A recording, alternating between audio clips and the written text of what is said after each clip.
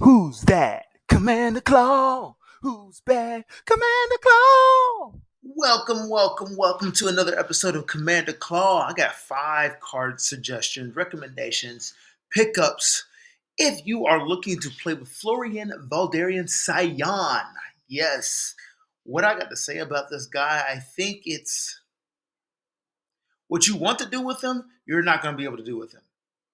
I really think this is a rakdos spell slinger, because you will be ultimately limited by the amount of mana you have. And what your first thought of building this deck, you will not be able to do.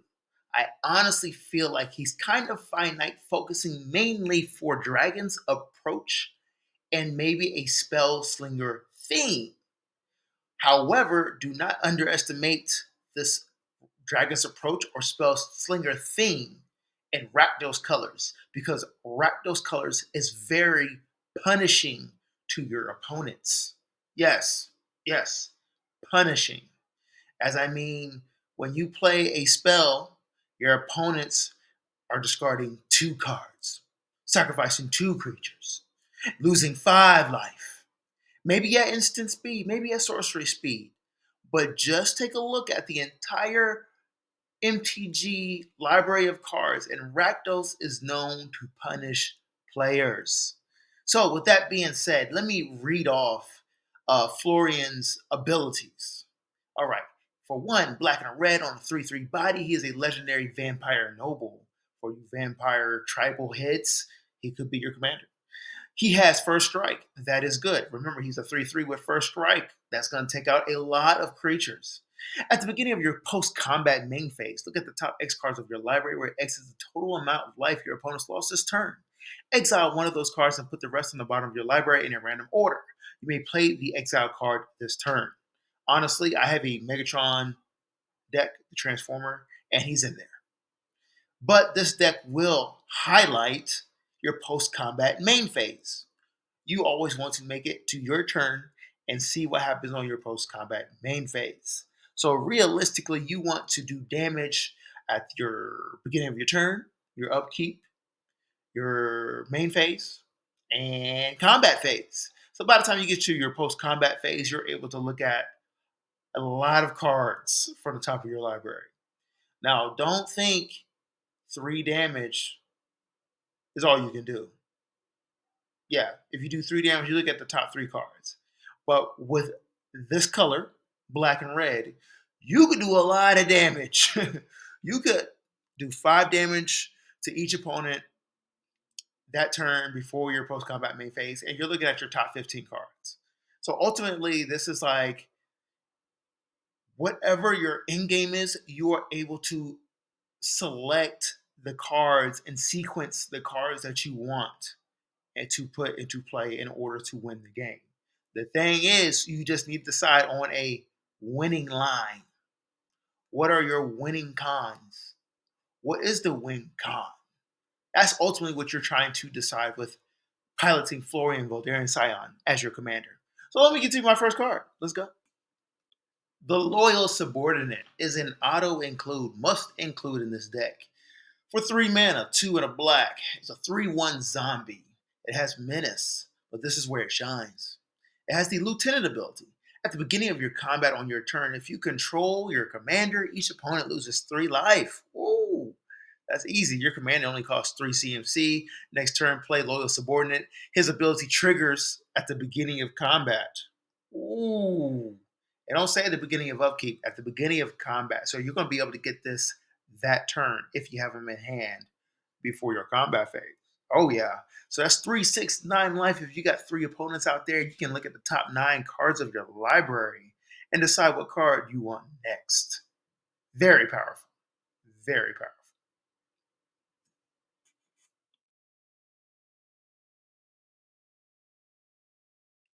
Dragon, watch the dragon, Dragon Ball. Nope, it's not Dragon Ball Z. This is the Twinflame Tyrant. Yes, it's a 3/5 body on a dragon. Flying. If your dragon does not have flying, throw it in the trash. Anyway, if a source you control would deal damage to an opponent or a permanent opponent controls, it deals double that damage instead. Yes, so Twinflame Tyrant isn't I can't call it an auto include, but it's a must have because it's going to put you over the top. Being able to do double the damage on a bunch of from a bunch of different sources is going to be very powerful, especially if you have a Dragon's Approach deck. You'll be doing 6 damage to each opponent. Ooh, oh, gross, gross. So that'd be a 6, 12, 18 cards you could possibly look at if you play a Dragon's Approach and have Twinflame Tyrant and Florian on the battlefield all at the same time. Yes. What else do I need to say about this guy? I think with Florian, you're definitely going to have to include spell reducers in the deck because Rakdos is going to be very limited on the amount of mana you have, and you need to punish your players and cast as many spells as possible. When you exile that card, unfortunately, you got to play that card that turn. So you are restricted to that card, whatever card you decide to use. But on the bright side, you can always exile a land with Florian's ability and play a land that you haven't gotten to play that turn. Just saying. So I've been highlighting pretty much Dragon's Approach for your deck theme with Florian, right? If you don't know what Dragon Approach is, over here on the left hand side for 3 mana, it's a sorcery. Dragon's Approach deals 3 damage to each opponent. You may exile Dragon's Approach and 4 cards named Dragon's Approach from your graveyard.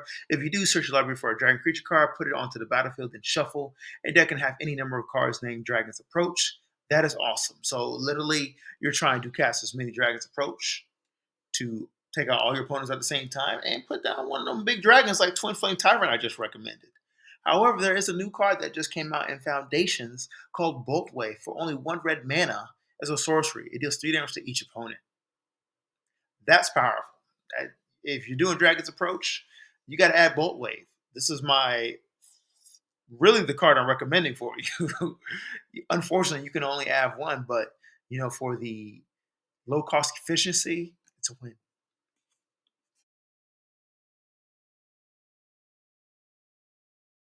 So I am a sucker for big, stompy creatures, not for cornrows and manicured toes, fended capri pants and paracute toes. I know you know, straight into the hot pros. Mama, oh. No, not that. Just big, stompy creatures. Sorry, I got off a little bit. But this is the Crypt-born Horror for 3 mana. One, rakdos, and it's a 0/0 body horror. It has trample, right? Okay. This is pretty interesting so far. If you haven't seen this card, Cryptborn Horde enters the battlefield with X +1/+1 counters on it, where X is the total life lost by your opponents this turn. This is a great card using Florian's ability because there's only 3 CMC, and if you have your deck built accordingly, and let's say we had the lieutenant. Was the oh my god, the zombie and the first card I recommended, the zombie that deals 3 damage to each of your opponents. This guy would be a 9/9 minimum entering the battlefield with trample. Don't forget, it has trample. The only other problem is this is your post combat main phase, and yeah, you won't be able to get to attack again unless you tap mana for extra combat phase. Yes, there's always a way in Magic. Sometimes you may not be able to do it in certain colors, but there's always something you can do. So yeah, for 3 mana, a X factor here. This is literally an X factor. Putting out a 15/15 with trample, your opponents are not going to like that. Straight up.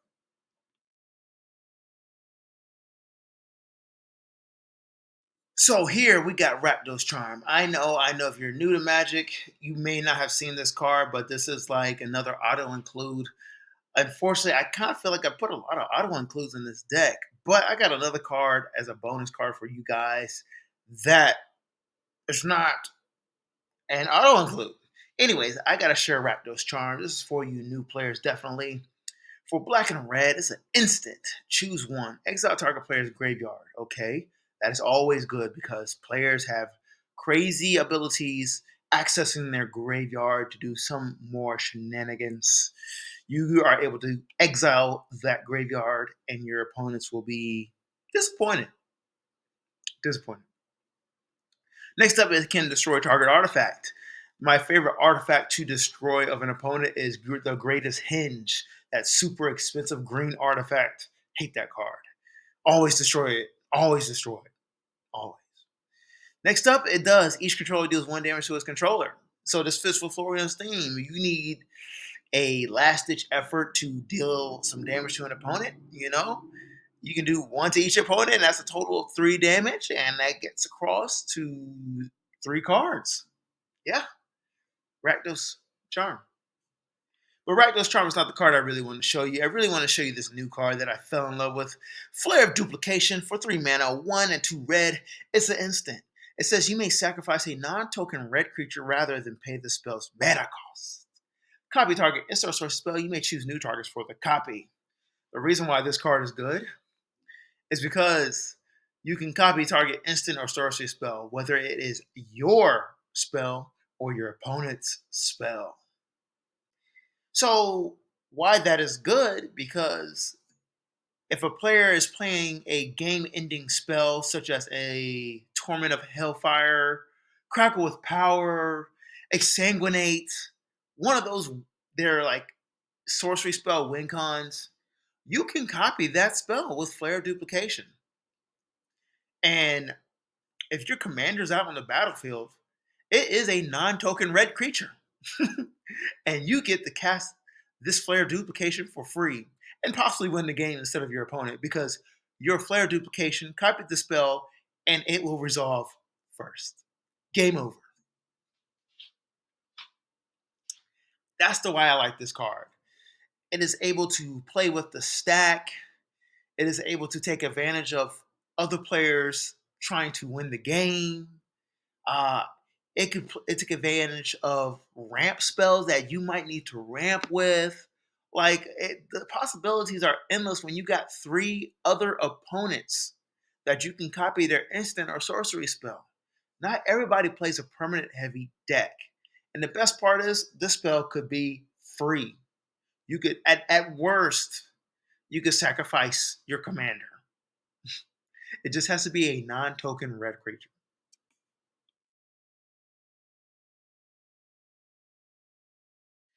So we want to take advantage of this Dragon's Approach stream. I recommended a big, stompy, black-red creature. Well, I got another one for you. Kind of a haymaker again, right? Remember, Rakdos is known for punishing players, right? We got Magnivore over here on the right-hand side for 4 mana. It's a Lurgoyf with star for power and toughness. It has haste. Okay, okay. I love cards with haste because, remember, players are always board wiping and you need to be able to attack that next turn. Excuse me, that next turn. Well, Magnivore's power and toughness are each equal to the number of sorcery cards in your graveyard. Well, what do you know? We're playing the Dragon's Approach theme, and we have a bunch of Dragon's Approaches in that deck. We could put as many as we want. Oh, but that's just not your graveyard. It's all opponent's graveyard. Remember, they have a bunch of ramp spells like Rampant Growth. Guess what? They are sorceries. Oh, maybe somebody milled in a Sanguinate or a Crackle with Power, or maybe a looting effect. This guy could easily be a 10-10 and take out an opponent for you if they don't have any blockers after a board wipe. And I know I'm making it sound like the board wipe scenarios that moment, but guess what? That moment is when you can win games. And if somebody doesn't have removal, they will not be able to remove a 15-15 Magnivore because everybody has sorceries in their graveyard. So, yeah. So this is the summary here. Thank you for watching the video. I do recommend Florian as a fun commander, mainly for Dragon's Approach theme or as a spell slinger, just because Rakdos is limited on the amount of mana that you'll be able to get without dedicating your deck or a larger portion of it into creating treasure tokens. However, Rakdos does punish your opponents because the creatures and spells are brutal to play against. They are brutal. You just saw that X Factor Cryptborn horror I showed you. Even the Magnivore is very appealing at times. So, yeah, enjoy playing with Florian. Let me know if there's any other cards in the comment section that you want other players to know about. that may not be on EDH Rec or that is. I just want to be an extra source of brainstorming as you do your research phase on your favorite new commander. Peace out, y'all. Command Club.